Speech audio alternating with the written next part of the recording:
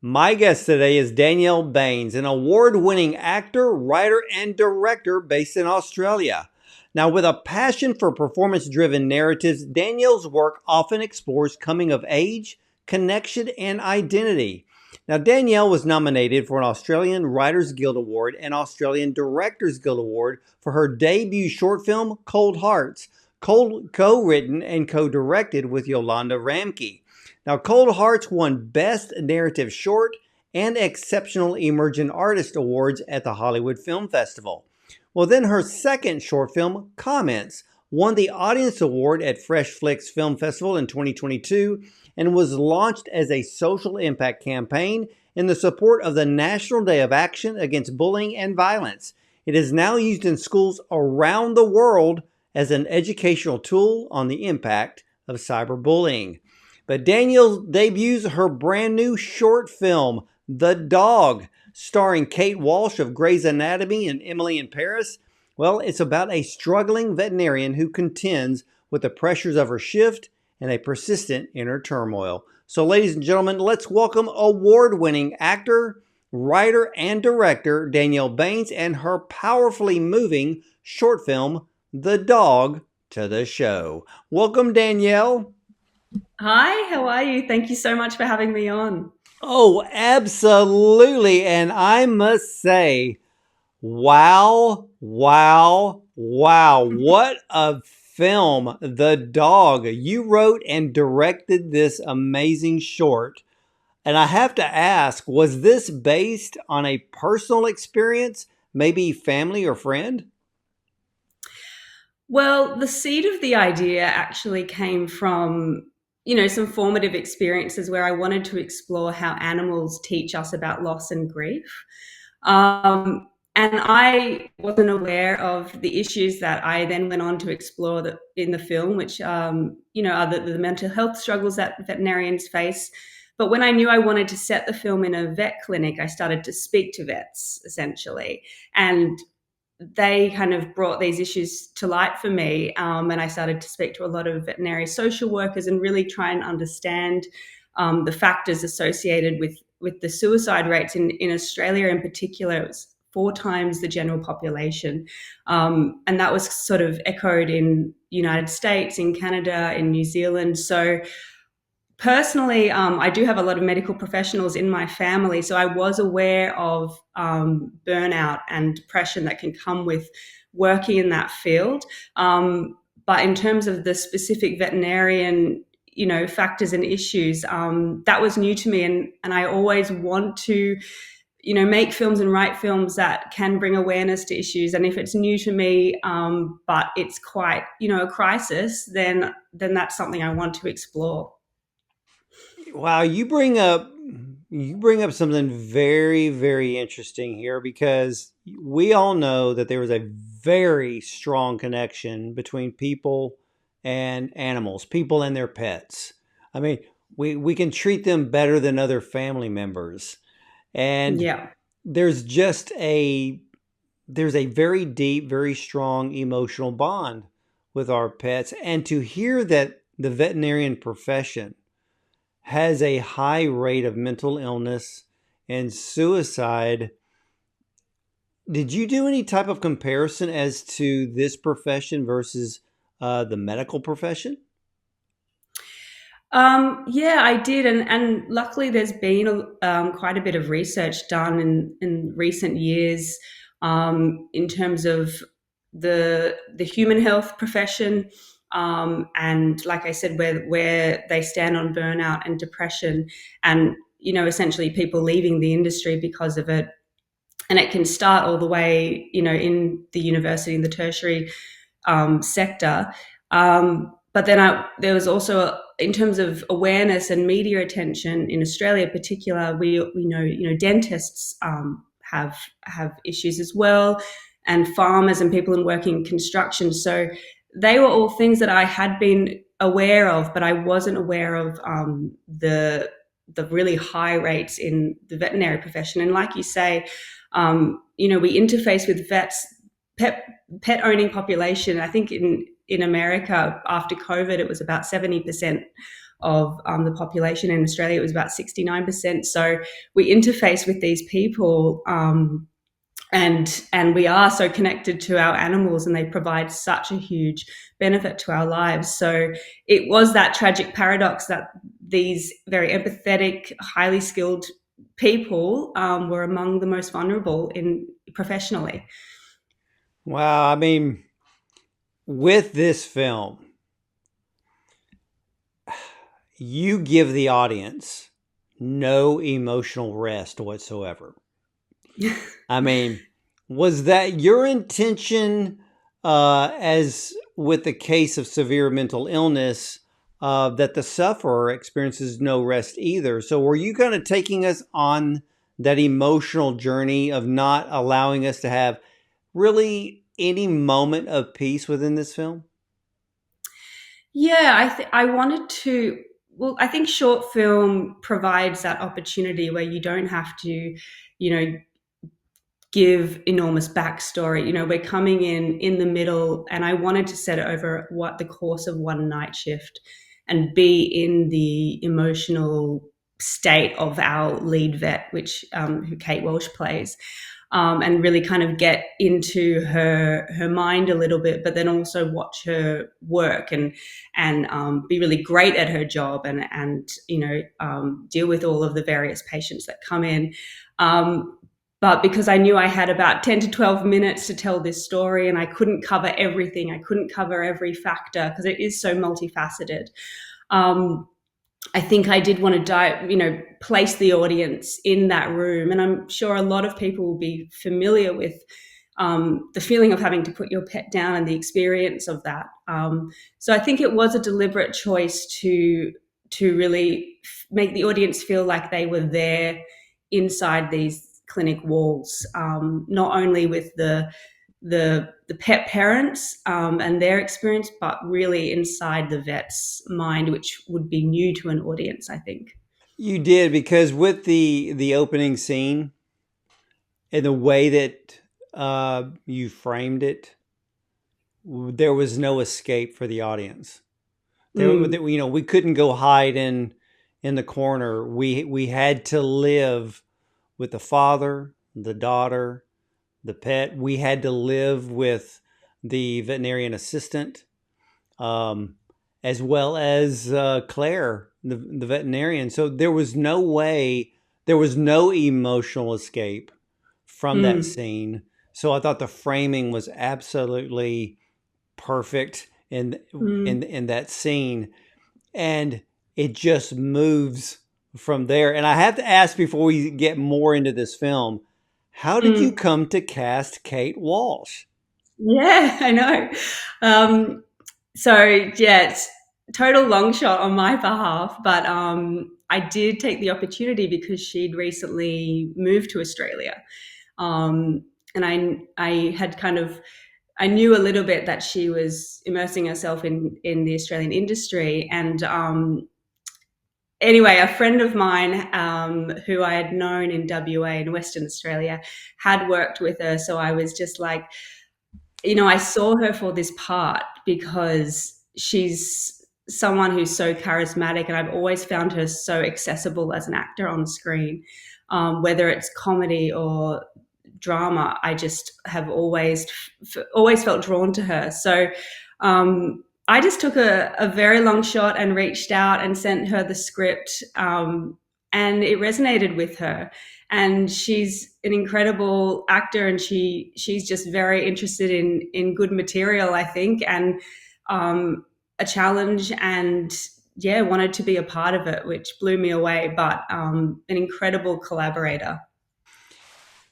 I absolutely believe that this is probably one of the best performances she's ever given on film. Oh wow, that's amazing! I'll I definitely mean, pass that. she absorbed the Yeah, character.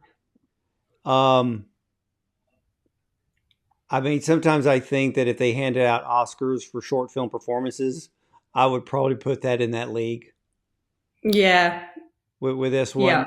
And I mean, I mean, even when she wasn't speaking, And when the camera would move in where you're feeling her inner turmoil. But the thing is she portrayed it in her facial expressions. Even if she Yeah. wasn't moving her face, you could see the tension. You could feel the pressure in her eyes, in her cheeks. You could literally just feel it by watching this film.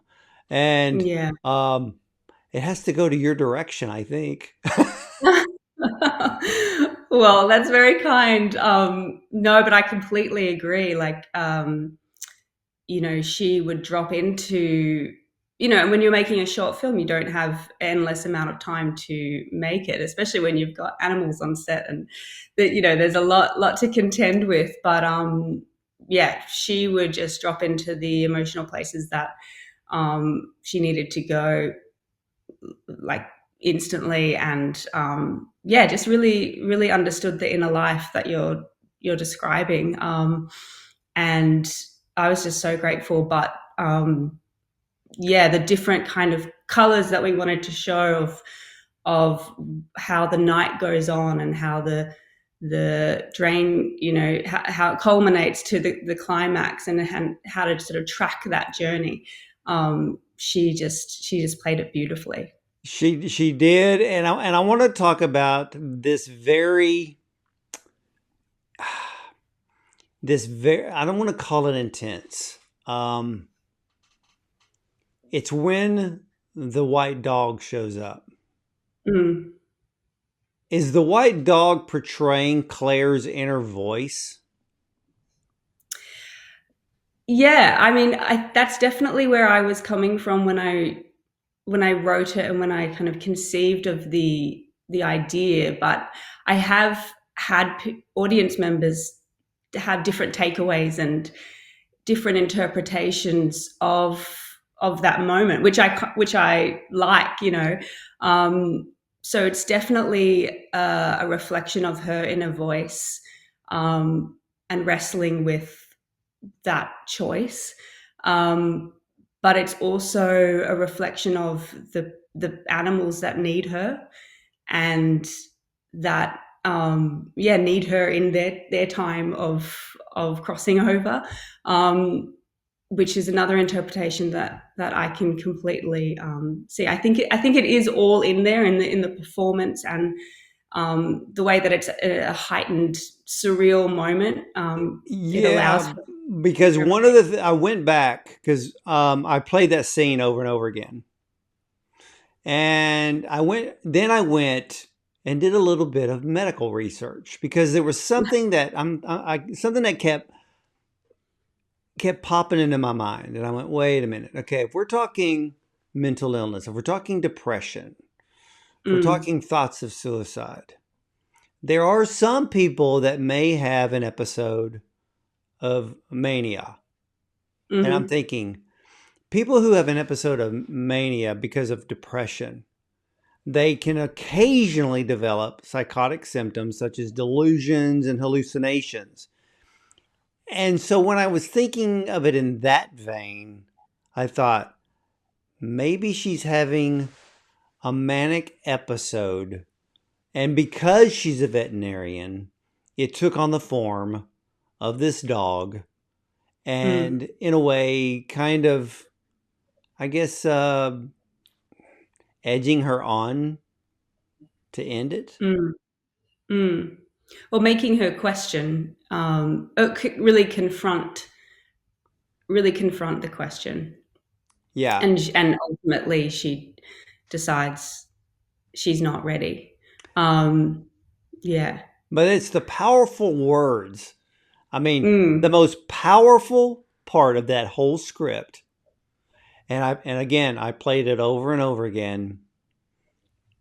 And especially with the dog, being the voice. And he says, I can't eat, can't sleep, can't feel, can't love. It's time for us to go. And I went, how many people across the globe feel that exact same way? And those words literally just summed up I mean, again, millions of people who deal with very deep depression. I mean, a darkness that even they can't explain to family or friends. So, Mm. and for a lot of us that may stand on the outside, they put the mask on, so we don't know that there's a deep pain there. Yeah. Yeah, absolutely. Yeah, I did a few drafts of those very simple words, and there were a few versions, but I did want it to have that stark simplicity because it does come down to things that are our bare necessities of in terms of our emotional landscape, um, and when they're taken away, it's a hard place to get out of. Um, the other aspect of it is I quite deliberately made it a white dog because the black dog of depression is a symbol that dates all the way back to ancient Roman times, and I think Winston Churchill talked about it, and it's kind of become that metaphor of that shadow hanging over you. Um, but I definitely wanted to end my film on a note of hope. And I suppose if there is a message, the message is that we've got each other. Connection is what will get us through.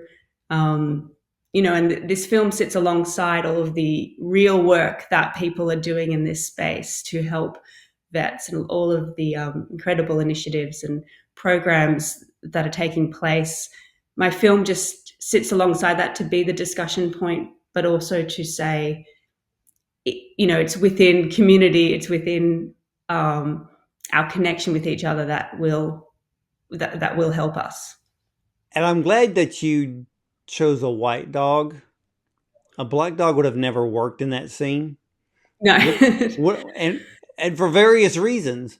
I mean, visually, the black dog wouldn't have worked because a black dog has a different. It would have evoked a different feeling, a different emotion from the audience. Mm, The white dog works because I went, like I said, I played this over and over again, and I noticed how you used a very blue cast in this mm, scene. Blue is synonymous with depression.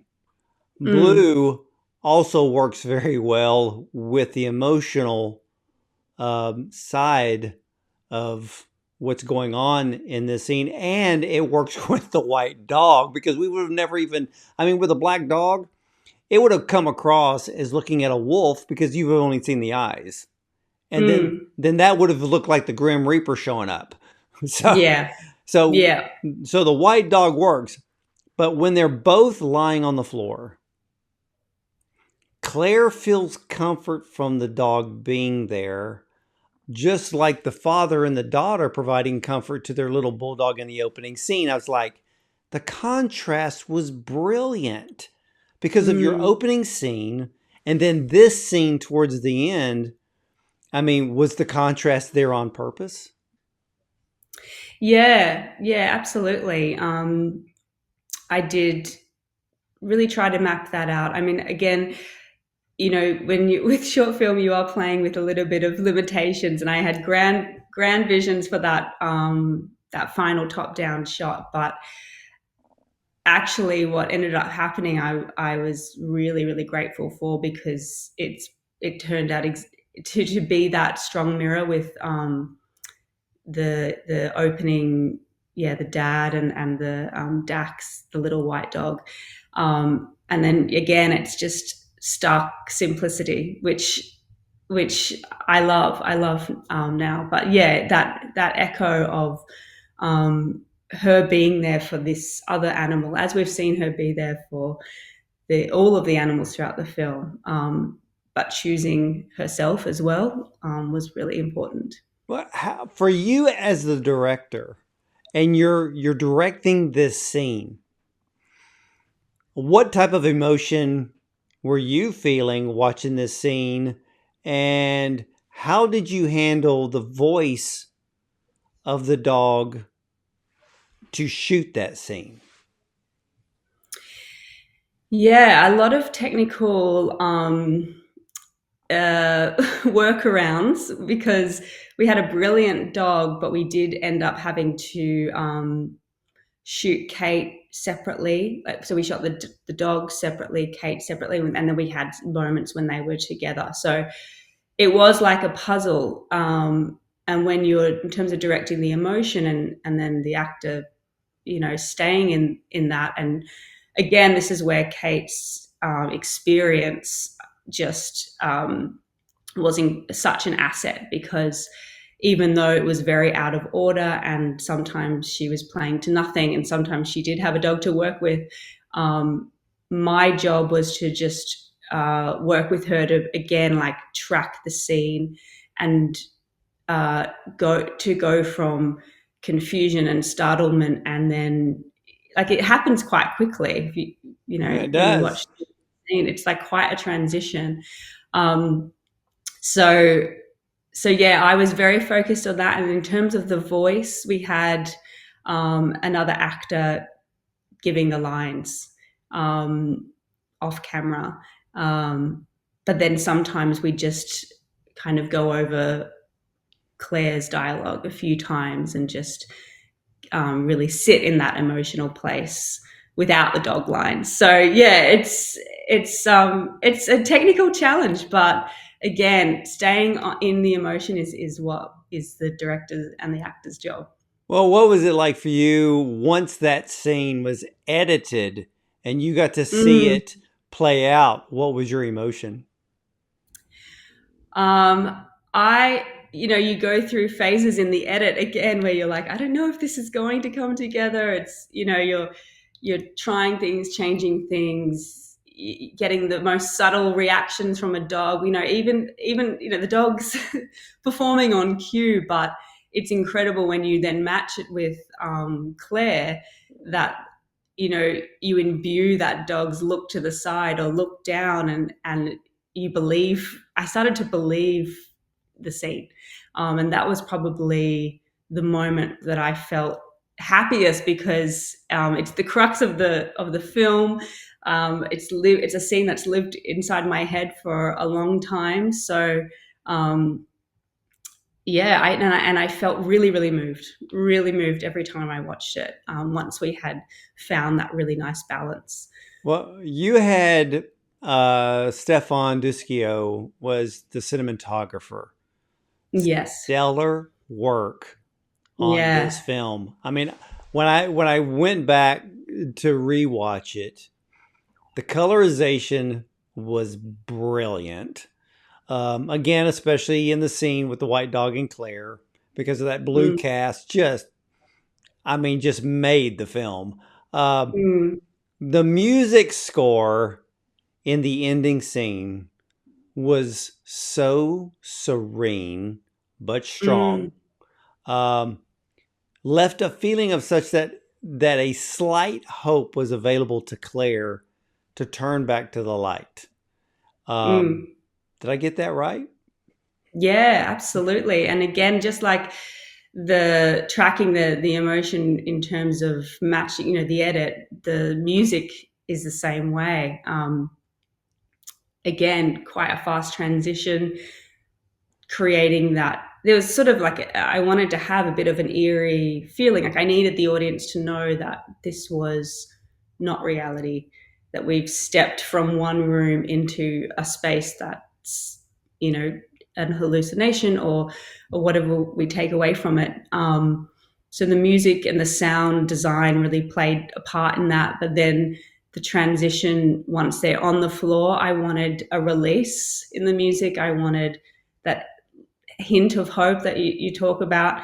And I wanted it to feel quite large and cinematic. And our composer, Andrew Burford, he really nailed that, which was amazing. And then, yes, Stefan is one of Australia's best cinematographers. He's, again, just like having Kate on board, having him on board as a collaborator was an absolute dream. And I showed him a lot of photos that were taken by a photojournalist at moments where people had euthanized their pets. These really, really raw, emotional photos, where again you felt like you were in the room through the still image.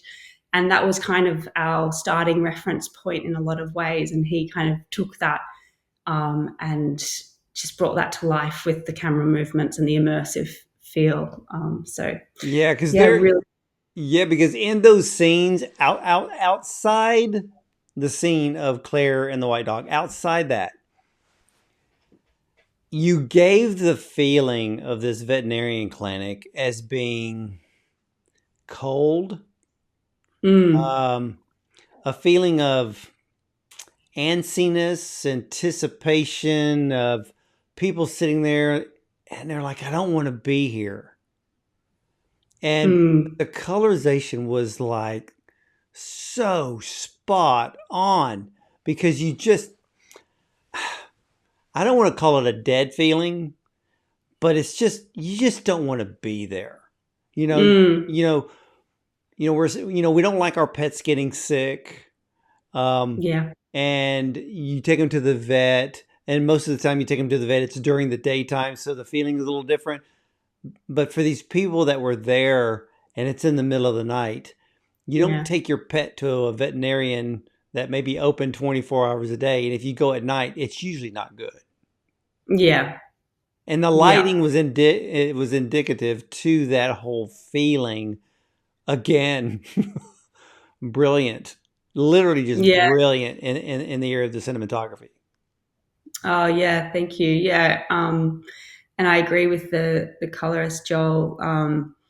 He really understood that. I suppose it's an atmosphere that we're talking about. And it was the highest compliment because I've had vets watch the film and they've said, like, even though it's a little bit heightened, it is filmic and cinematic, and has kind of a richness to it in the color. But they've said to me that the feeling that they have in terms of the coldness, in terms of the dead of night, um, matched with the deep emotional, scenarios that are playing out on the job.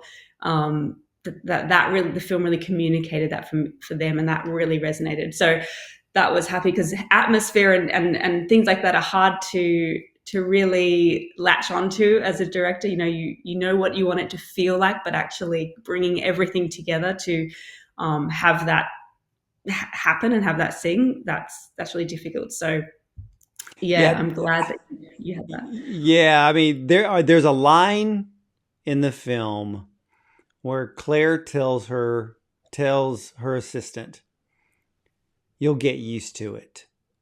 Mm, And I got to thinking about that. I've seen that. I've heard the same line in just about every medical TV show ever written.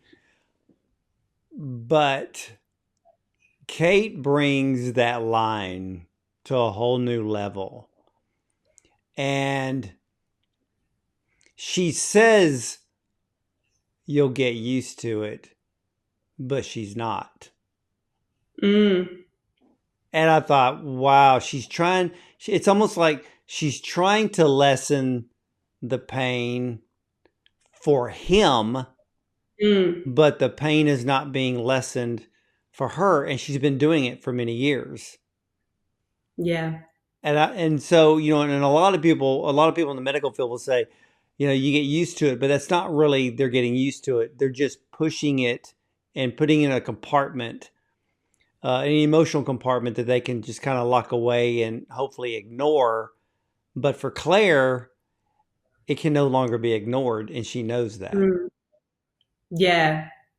Yeah, such a great observation. And I think it's something that, in lots of workplaces you can have, and maybe it's a generational thing as well, but it's like maintaining the status quo in terms of if you've been in a profession and well-being and mental health hasn't been something that's been prioritized or talked about a lot when you were coming up, and you probably do develop this get on with it mentality, and that becomes harder to crack and open up. But as we know, of course, if it's not dealt with, then it can overflow. So having the younger vet and the kind of that relationship was really important, just to have those little glimpses into where the two can come together and where the two can help each other. And again, it comes back to the theme of that we need to help each other. We need to connect. That brings up a very important question, because towards the end of the film, when the veterinarian assistant says, "Claire, are you with us? I got you."